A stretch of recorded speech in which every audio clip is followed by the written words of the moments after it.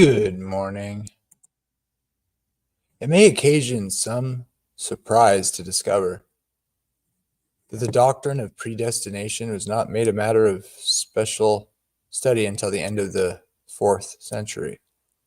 The earlier church fathers placed chief emphasis on good works such as faith, repentance, almsgiving, prayers, submission to baptism, etc., as the basis of salvation. They, of course, taught that salvation was through Christ, yet they assumed that man had full power to accept or reject the gospel. Some of their writings contain passages in which the sovereignty of God is recognized, yet alongside of those are others which teach the absolute freedom of the human will.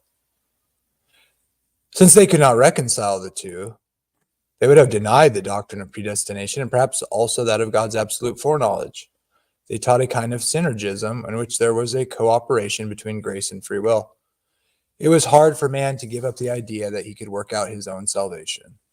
But at last, so this is by Lorraine Botner.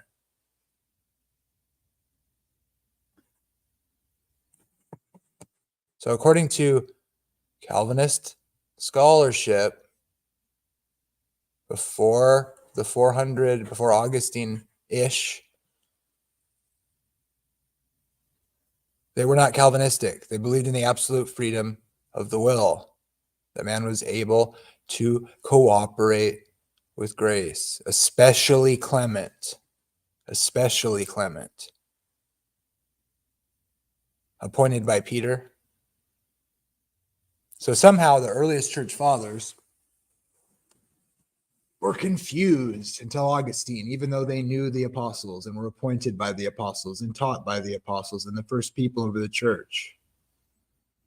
They even said stuff like, you have to keep God's commandments. I wonder why they said that. Well, John says it 5 times in Revelation. Jesus taught that. That's what the love of the Father is. So you might not like it, but those are the facts.